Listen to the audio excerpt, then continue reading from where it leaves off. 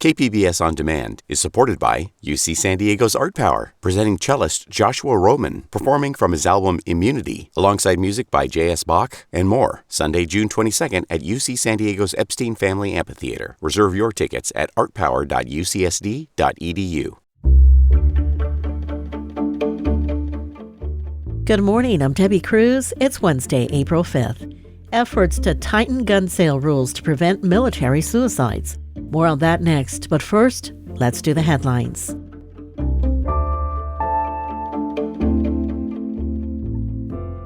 The SDSU men's basketball team is back in San Diego. Hundreds of fans were on campus yesterday to welcome the team back and celebrate the team's historic March Madness run. They're the first men's basketball team from the Mountain West Division to make it past the Sweet 16, where they won in the Elite Eight and then Final Four, but lost in the national championship game Monday night. SDSU will host a parade for the men's basketball team this Saturday. The parade will start at 10 in the morning and reach Petco Park by 11, where there will be speakers and presentations. San Diego's largest watch party for the championship game Monday was overwhelmed with fans. Once Viejas Arena reached max capacity, many SDSU supporters got stuck outside in an unruly situation. SDSU alum Carla Jorgensen and her family didn't make it inside. So between the students and the alumni and just the city in general that wanted to come and watch the game, I don't think they realized how much of a support they were going to have. Some fans waiting outside eventually pushed through the gates or jumped over the fence. Law enforcement had to step in to control the crowds.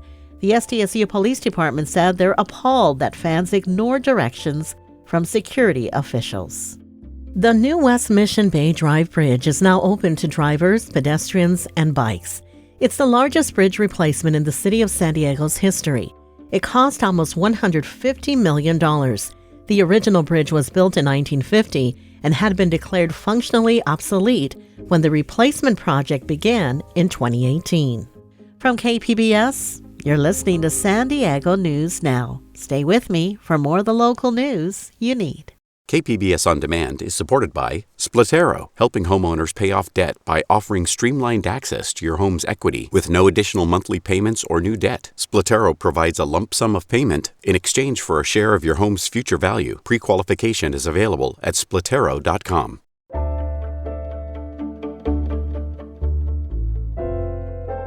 A committee appointed by the Pentagon to study military suicides wants to make it harder for troops to buy and access personal firearms.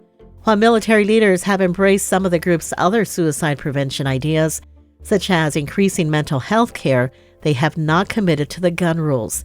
Military reporter Andrew Dyer reports for the American Homefront Project. A year and a half ago, a 23-year-old Marine in California used a gun he kept in his barracks to kill himself. My name's Tanya Mort. My son is Anthony Molstat. He was a sergeant in the Marine Corps. He was serving with the 1-7 at 29 Palms. Situated in the Mojave Desert, Marine Corps Base 29 Palms is sprawling and isolated. Firearms are not allowed in the barracks, but periodic room inspections never uncovered it. I honestly believe that if he would not have had that weapon, just those extra few hours without having that easy access, he would still be here if that gun had been in the armory.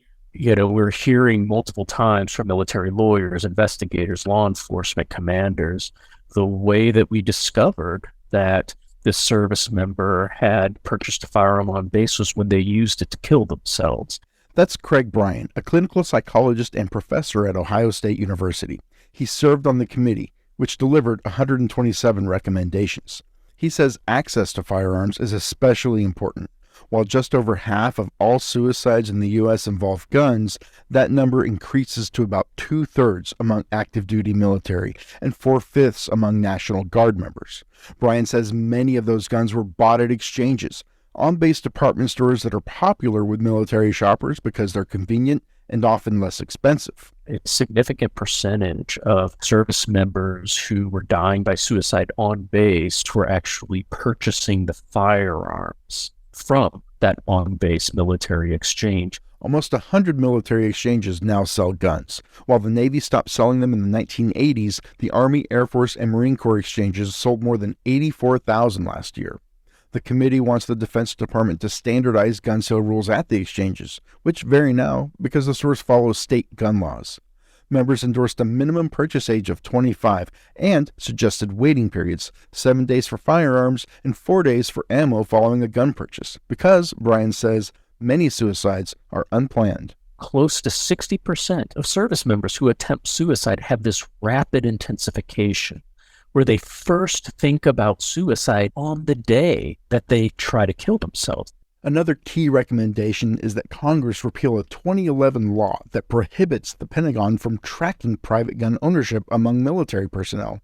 But that could be a hard sell. Matt Sampson is a writer and Marine reservist who reviews tactical gear on his website, Nylon Theory. There's distrust for enhancing in any way the amount of control that your command can exert over your personal life. Sampson, speaking as a private citizen, not for the Marine Corps, says gun ownership in the military, like among some civilians in the U.S., is normal. And it's not a bad thing at all. There's plenty of people who go and they shoot at the range with their friends recreationally, and it's a good bonding exercise. A spokesperson for the Army and Air Force exchanges said that all merchandise categories are continually reviewed, and the Marine Corps said it will implement any new policies the Pentagon adopts.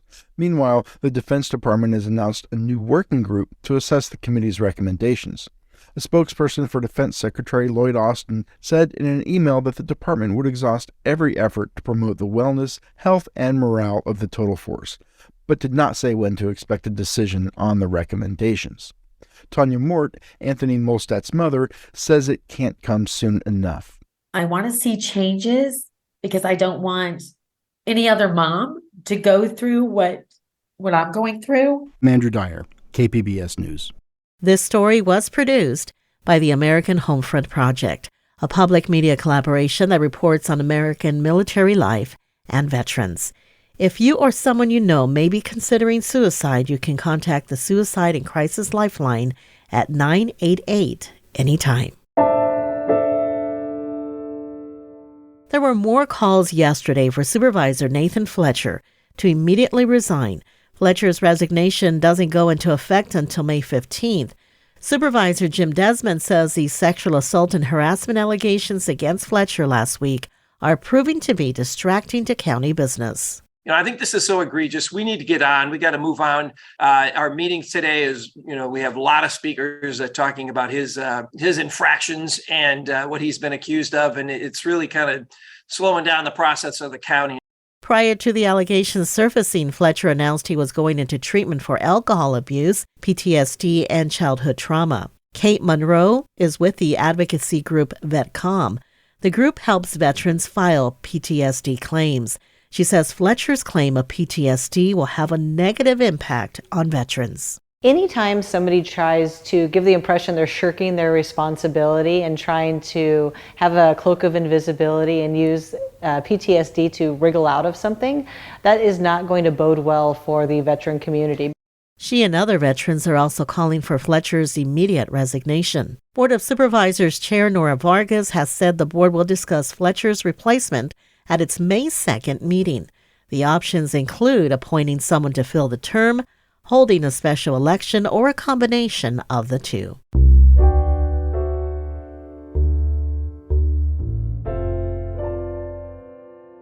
Are you struggling to pay current or past due water bills? Reporter Katie Heisen looked into a program that has $2.5 million in assistance waiting to be claimed. Many times households will spend their money on all of their basic needs and requirements like water, utilities, rent. Arnulfo Manriquez oversees the Low-Income Household Water Assistance Program for the nonprofit MAAC. It offers a one-time payment of up to $2,000 to help residents pay waste and wastewater bills. Manriquez says helping with a water bill can stabilize a family's finances. And then they'll use a credit card for all the other, like food, anywhere they can use a credit card at. And it begins to stretch a family. Manriquez says many people may not have heard about the program or realize they qualify. It just started this past year. We don't want to leave money on the table when there are people that absolutely need these funds right now. The assistance can also be used for reconnection and late fees. For more and to see if you qualify, visit our website, kpbs.org. Katie Hyson, KPBS News. Coming up, a look at diversity in the local theater scene. We'll have that story just after the break.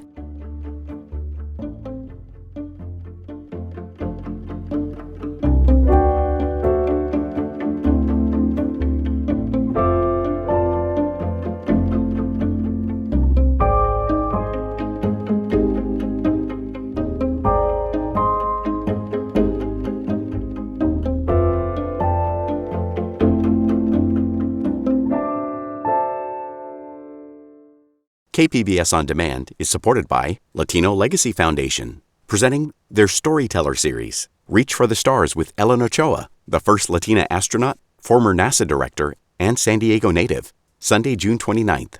More at latinolegacyfoundation.org.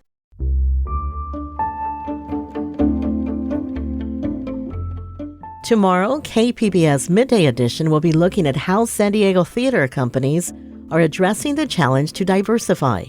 Arts reporter Beth Accomando previews the upcoming show. Racism, erasure, lack of diversity, these are not new issues to American theater. But Lamar Perry says there was a racial reckoning that happened in 2020 that has prompted a new urgency for change. Perry is a freelance director and an associate professor at UC San Diego's Department of Theater. He says change is happening and there are ways to measure progress. When I see trans and non-binary folks of color occupying space, that traditionally means that other people who are not as marginalized as those folks also have access in that space.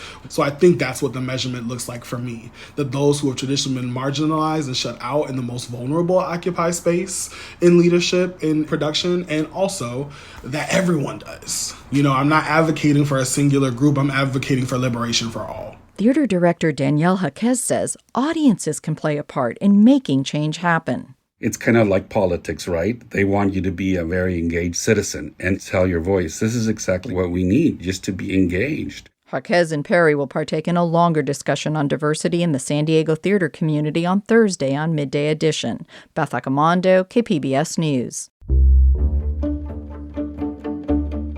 That's it for the podcast today. As always, you can find more San Diego news online at kpbs.org. In tomorrow's podcast, how a nonprofit is helping domestic violence survivors through related legal issues. I'm Debbie Cruz. Thanks for listening and have a great Wednesday.